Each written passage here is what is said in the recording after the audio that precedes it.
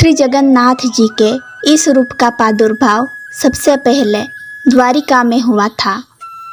उड़ीसा बाद में आए थे, पहले द्वारिका में प्रकट हुए।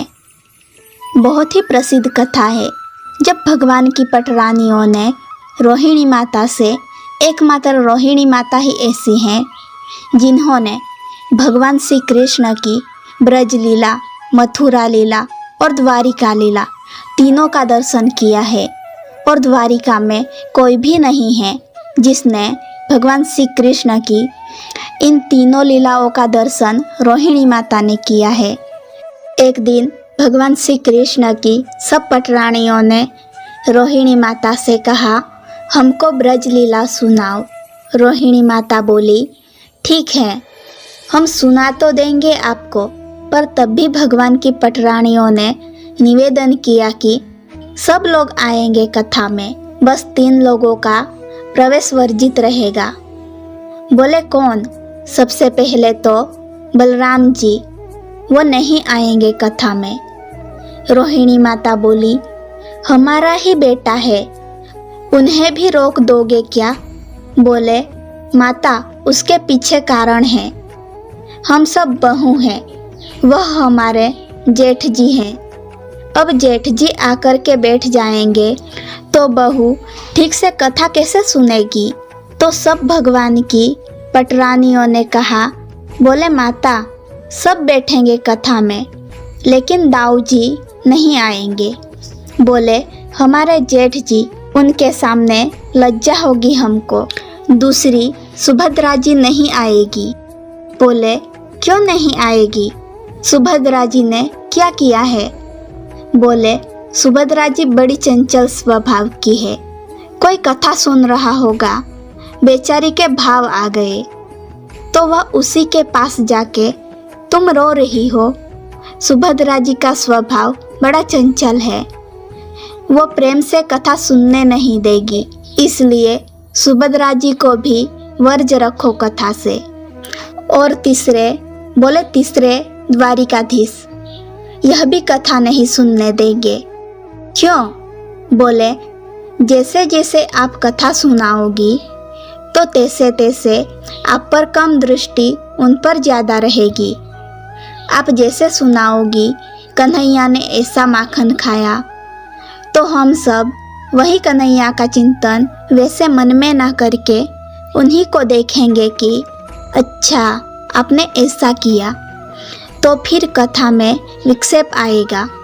बोले, अब स्वयं द्वारिकाधीश बैठे होंगे तो पूरा ध्यान उन्हीं की तरफ जाएगा, इसलिए इन 3 लोगों को वर्ज करेंगे।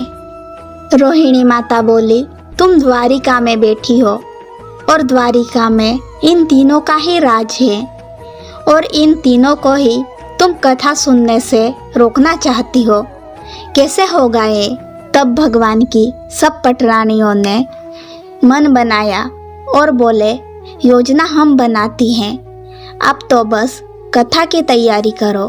और सुभद्रा, बलराम जी और कृष्ण तीनों बैठे थे और सब पटरानियाँ गई और बोली, आप लोग अब बड़े हो गए, आप लोगों की इतनी घर गृहस्थी बढ़ गई है, लेकिन आप लोगों को खेलते हुए हमने बहुत दिनों से नहीं देखा, चलो खेल लो, कुछ क्रीड़ा कर लो। सुभद्रा जी को बहुत अच्छा लगा। बलभद्र जी को बोला, भैया बहुत दिनों से हम खेले नहीं हैं, कुछ खेलेंगे आज। भगवान श्री कृष्ण भी बोले, हाँ हम भी बहुत दिनों से राजा सब राजाधिराज ही बोलते रहे, आज हम खेलेंगे। खेल की बात कहते ही तीनों के अंदर लोभ आ गया कि हम खेल खेलेंगे। और कौन सा खेल खेला? चौसर। भगवान चौसर का खेल खेलने लगे। बलराम जी, सुभद्रा जी और श्री कृष्ण तीनों चौसर का खेल खेलने लगे। क्रीड़ा जैसे चल रही थी तो बीच बीच में खूब आनंद हो रहा था। इतने खो गए क्रीड़ा में, तभी सब पटरानियों ने कहा, अब यह खेलने में व्यस्त है, चलो यहाँ से, अब कथा सुनेंगे जा कर के। जैसे ही तीनों व्यस्त हो गए, सब पटरानियाँ जा कर के वहाँ कथा सुनने लगी। यहाँ क्रीड़ा करते करते सुभद्रा जी, चंचल है ना उसका स्वभाव। सुभद्रा जी बोली, सब भाभियाँ कहाँ चली गई? भैया दाल में कुछ काला है। यह हम सबको खेल में बैठा के सभी भाग गई, एक भी नहीं है यहाँ पे। भगवान श्री कृष्ण बोले, दाल में कुछ नहीं, बल्कि पूरी दाल ही काली लग रही है हमें तो, जल्दी चलो। और तीनों ढूंढने लगी कि कहाँ है सब। ढूंढते ढूंढते तभी ऐसा एक सभागृह था।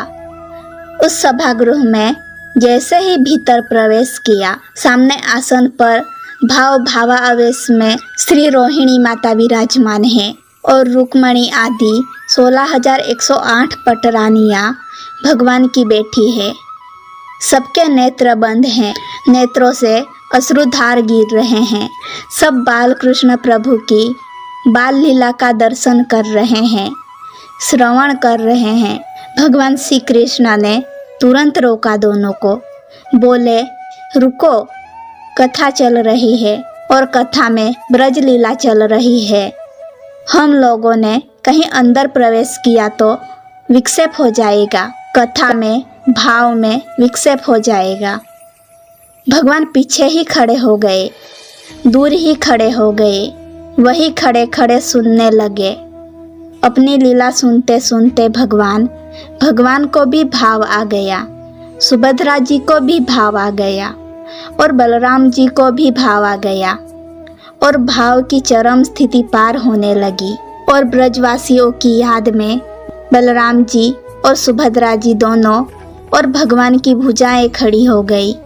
मानो कथा सुनते सुनते ऐसा लग रहा हो कि सामने नंद बाबा खड़े हैं, यशोदा मैया खड़ी हैं, सब ब्रजवासी खड़े हैं।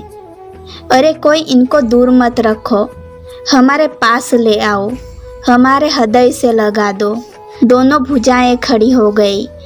तभी प्रेम की अवस्था ऐसी पार हुई कि तीनों प्रेम विकलित हो गए। भगवान का मुख प्रेम विकलित हो गया, हाथ विकलित हो गए, चरण विकलित हो गए। जब भगवान के इस रूप का प्रादुर्भाव हुआ, पिघलने लगे भगवान, तब देवता दौड़ने लगे और ब्रह्मा जी से जाकर के कहा कि कुछ करिए भगवान, भगवान नहीं तो देखिए जलाशय जल के भांति हो जाएंगे भगवान।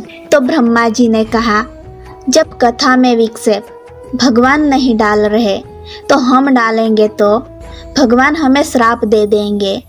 कथा में विक्षेप डाल नहीं सकते तो क्या करें? बोले, कथा का रसिक जन ही जाकर उसको संभाल सकता है। तब श्री नारद जी को भेजा गया। नारद जी आए और आकर के बड़े धीमे से रोहिणी माता को कहा कि हे मैया, यदि आप थोड़ी देर और बोलती रही ना तो द्वारिकाधीश बलराम जी और सुभद्रा जी तीनों जल के रूप में ही मिलेंगे, प्रत्यक्ष दर्शन नहीं कर पाओगी। रोहिणी माता ने सामने देखा, तीनों पिघल गए हैं, मुख पिघल गया, हाथ पिघल गए, पैर पिघल गए। वही कथा को रोक दिया। भगवान तो जिद करने लगे, और सुनाओ अपनी ही लीला।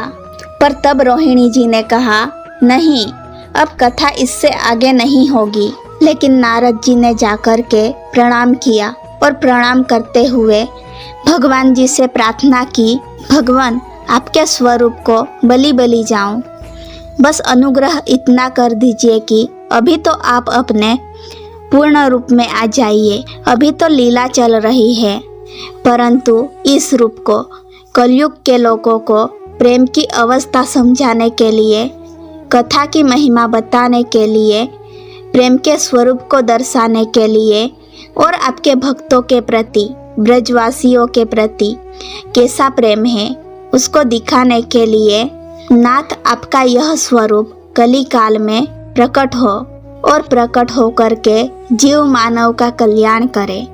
कलयुग में भक्तों पर कृपा करने के लिए, राजा इंद्रद्युम्न पर अनुग्रह करने के लिए भगवान पहले तो नील माधव के रूप में आए और फिर नील माधव रूप से अंतः ध्यान होकर के इंद्रद्युम्न राजा पर कृपा करने के लिए भगवान श्री जगन्नाथ जी के रूप में आए। वही स्वरूप जो द्वारिका में कथा सुनते सुनते प्रकट हुआ था, वही स्वरूप में भगवान ने सबको दर्शन दिया। दोस्तों, अगर वीडियो पसंद आई हो तो वीडियो को लाइक, शेयर और चैनल को सब्सक्राइब जरूर करें। फिर मिलते हैं अगली वीडियो में।